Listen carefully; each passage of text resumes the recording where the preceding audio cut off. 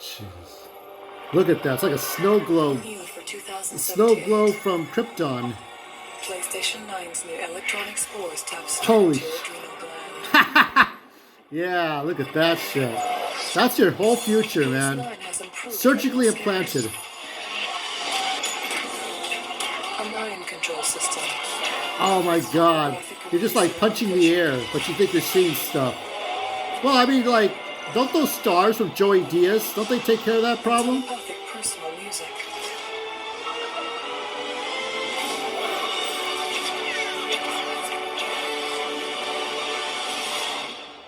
Oh my The god. ultimate just got better. Uncle Joey's stars can do that for you. Teleport yours today. Yes. And believe it or not, look at this.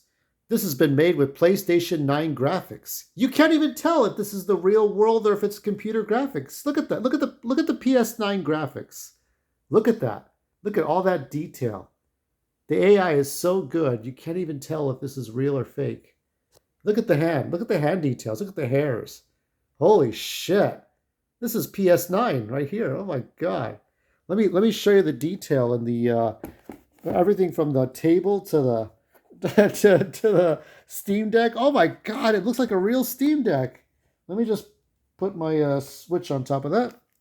I'm sure I can do that. Has a real stand too. There we go. Let's just stack one on top of the other. There it is. My Steam Switch Deck. Now, I thought about this. Now people are talking about the death of physical media. You just keep on buying those DVDs and you keep on buying those Blu-rays and 4K, and you just show them that this is, we don't want to not own our shit. But I'm not here to talk about the death of physical media. I'm here to talk about what is next gen. Now, if you remember, I showed you pictures of O-Toys, Star Trek simulation, the VR, uh, the VR, what is it? Treasury, the vaults of VR starships. Now, the Gene Roddenberry Archive is doing that to keep records of all the virtual reality versions of the Enterprise ships. And I'm not sure what else. I know they're doing it every Enterprise, from the Cage to the book concepts to the prototypes to the movies, the Next Generation, even the canceled TV shows that never made it to final production. Enterprise E, Picard series, no Enterprise J because we never saw the bridge for that, though we did see the engineering room, I think, or the lower decks. So when you saw those graphics, you're like, oh my god, that's the best we could ever get. Because you go on like Archer's Enterprise and you see the up close panels. That's something, right? Look at those graphics. Oh my god, PS9 graphics right there. So I remember that commercial, the PS2 commercial. What a great commercial that was. I do think Uncle Joey's psychedelic stars could do it for you with that snow globe can't. Um, I don't know what it is we look forward to now. I will talk about Starfield for a bit. Starfield wasn't the Jesus cock of games, was it? Remember I put the greatest game of all time with the thought emoji. Like, is it really the greatest game of all time? Because that little emoji at the end of my title, like, symbolized the asterisk of only the greatest game if Todd Howard says so, right? If Phil Spencer says that Starfield's the greatest game of all time, that's a lie. That's probably going to be Skull Island: The Rise of Kong. That's the greatest game of all time. Or is it Donkey Kong 64? Or is it Gollum? Or is it Troll for the Switch? I don't know. Some games are really hyped, powered by the hype, like Super Mario Brothers Wonder, because that game, I'm going to save my money. I'll probably buy another game that's half price of what that is, just to save my money for now. But, in the end, you don't need Starfield. Starfield proved that we were not ready for this, okay? You have fast travel, you have like dead planets with lots of landscape but nothing to do on them, right? When you could just go and play Everscape on the Switch. You could play Everscape 2 on the Steam Deck. You could play No Man's Sky on the Switch. You could play Mass Effect on Steam Deck and maybe Mass Effect on the Switch if they ever allow it. I think they can. I think Mass Effect can be played on the Switch because you can play Mass Effect on Wii U, right? So why not play the other two games, 1 and 2? So Mass Effect, No Man's Sky, Morfight, Everspace, Lego Star Wars: The Skywalker. So here is Lego Starfield, okay, which had its own game engine, which can get glitchy. But here is Lego Starfield, right? What are we looking forward to anymore? I remember the days, and I'll go over this briefly, okay? When I was a kid, okay, my sister had the Atari 2600. And that was how I knew video games existed. It was just this thing that was not, it was this thing that existed that was not the other things. Yeah? So it was this whole new animal. When you were playing board games, and toys and reading books, and then there was this thing called a video game. The Nintendo Entertainment System came around when, you walked into a Sears, you walked into a Toys R Us, you walked into a Target, a Walmart, a Kmart, a Zodi's, or Fedco, Gemco, right? Federated Group. You walked into one of these stores and you saw Nintendo Entertainment System paraphernalia everywhere. The Player's Guide, the very first one, the black one with all the little icons that would show you, it would show you the Black Box series in detail. And then the Silver Box series, which was Goonies 2, Metroid, Kid Icarus. And more games on the way. Zelda 2 was coming, and Super Mario Bros. 2 was coming for the Doki Doki Panic, not the Japanese version. Everything was on its way. I think Super Mario Bros. 2 for Japan was already out, but this was an American book. So now you're playing with Power, the Nintendo signs. You just saw it at every department store. And then Family Matters. Not Family Matters, but the Saturday morning preview special for ABC cartoons in 91 showcased the Super Nintendo Super Mario World. Then we still had magazines, so you still had to look for N64. They showcased N64 games on tape, VHS tape. PlayStation had kiosks, and N64 had kiosks, to be fair. So you could play demos at the stores, just like, for some reason, does anybody know why Super Mario Bros. Wonder demo is only in stores and not as a downloadable demo? I don't know. So that happened. And then you had other games would come out on displays at Babbage's Electronics Boutique and GameStop.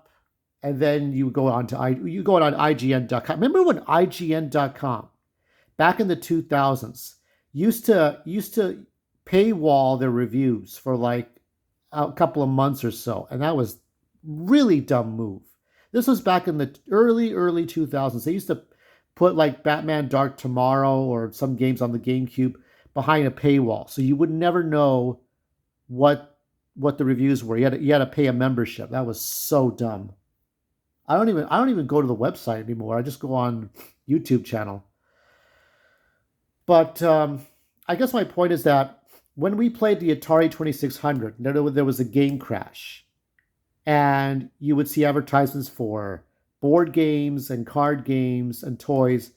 But Nintendo, not so much. And then when Nintendo really rose to power, superpower eventually, it beat out the 7800 in popularity. Because Atari had three main systems, not including the computer systems like the 800X or whatever it's called. It had the 2600, 5200, and 7800. Then you had the NES, which was superior to 2600, right? Because you didn't need a keyboard, you didn't need too many things. You just had that controller, the two buttons and start, select, control, the D-pad. Super Nintendo Bonk's Adventure on the TurboGrafx 16 was like one step higher. And then Super Nintendo was on that same level with the Mode 7 and Bowser's Clown Ship coming right towards you. I don't think I even have that. No, I don't have it. but that was on the Saturday morning preview special. They showed that. Then the N64 took it to another level along with PlayStation 1. And then GameCube, PS2, Xbox, their debut. Dreamcast, Sega Dreamcast. They took things to a whole new level. Right when Ralph Baer did his interview for EGM, for Electronic Gaming Monthly. And then the Xbox 360 and PS3 took it to a whole new level. And then the PS4, the Wii U, eventually the Switch. They took it to a whole new level. So each new level went up higher and higher, right? And we're at this point now where we don't even notice the differences. Yes, the 4K TVs will challenge, and they'll say, okay, now you got 4K pixels to handle the weight of whatever the PS5 and then PS6 will do. But after that, it's like you're not noticing those differences anymore. And it's not so much the looks now. It's what can the game do.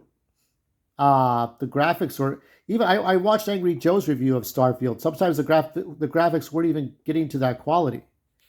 I think Geeks and Gamers was talking about, the Skull Island Kong. Looks like shit on the PS5 when you compare it to Peter Jackson's King Kong on the PS2 and Xbox and GameCube. I don't know what next gen is anymore. Remember Beyond Good and Evil 2, where they had the planet-sized world? The planet-sized world. And that game never came to pass. And I don't even know how much even got fucking done. But that's done. So for me, I don't really have a big setup. Like my old TV won't work, so I play portably. I have all like you saw my games with Ratchet and Clank, Rift Apart, the PS5 exclusive, and you see some other games. I'm gonna probably get No Man's Sky soon, and Everspace, just to have, the best experience you could have more than Starfield ever could give you. Mass Effect can give you more than Starfield. I mean, is it better AI? Is it how many pixels, how many hairs each character has? Looking left and looking right, but then deciding to stop a moment, think about it, maybe go a little bit here, a little bit there. Oh, look, see, I'm tilting left and right, but now it's at random angles. The axis is tilting. Is it the AI? Is it the camera? Is it, how many bits make up a temple? I remember the demo they showed about how a temple was made up of little bits and pieces for PS5. What are we looking forward to anymore? I remember Rome, from his YouTube, Rome Rush on his YouTube channel. Like, he wants his eyes to melt. But I think it goes beyond the graphics and the sound. I think we need more from our games. Is it going to be holographic tables? Is it going to be like the holodeck? Are you just going to have this grid, and then on this grid you'd have interactive holograms, which would take up a whole fucking room? The VR that you see now that's coming out, or that's in experimental stages, where it scans a whole room, and then you have VR based on the things that are around. So you don't bump into tables when you're putting on those visors. Because VR is still not for everyone. I don't know what it is. I don't know what people are looking forward to now. Because that kind of VR, that smart VR that detects things in the room and scans things, and you're exactly where you're supposed to be, but it's in a crowded area. So that's kind of like what the holodeck would be in the 24th century of Star Trek. Honestly, people will play retro games and get clicks and likes on Twitch or on YouTube. So it doesn't really matter. So like if I don't get Super Mario Brothers Wonder now, there's like 2,000 people playing it already. So I mean, eventually I think you all want to see what I look like and sound like playing the goddamn game and have fun. I mean, I did do Breath of the Wild, but I did Tears of the Kingdom. I did Origami King when it came out. So is it just because it's new or old? And things like Skull Island, Rise of Kong is just redundant. You don't even fucking need it. All you just need is like, as a director, the director who starred in the Batman movie as Jack Napier in the flashback, said, uh, it's great to make those things that have not been done before, that nobody's ever seen, and that we want to be amazed by. Not Superman flying through rings, not King Kong jumping on platforms and getting stuck, not Gollum getting lost in tunnels, but something brand new, something with energy. When they did F-Zero 99, I was like, that's not the way to do it. You know, we want to be able to own our games with physical copies, physical media. We want to be able to see new ideas come out. We want to see an evolution of F-Zero. What maybe the hovercrafts can interchange with other parts from other hovercrafts, and they go into these tunnels underneath the earth. And there's like this cyberpunk reality to it with voice acting and characters like those little movies in F-Zero GX. Like maybe something like that. I don't think we're gonna get it. I think we're gonna get shit. So just look forward to playing what you want to play. If you don't get a PS5 tomorrow or a PS5 Slim or the Steam Deck, don't worry about it. You could ride the Switch until the Joy-Cons fall off. You could ride the PS4 until the battery explodes. You do what you have to. Board games sometimes last longer than video games. All right. I'll do a Thursday night gaming tomorrow. Some more content coming up, and lots of happiness. Until next time.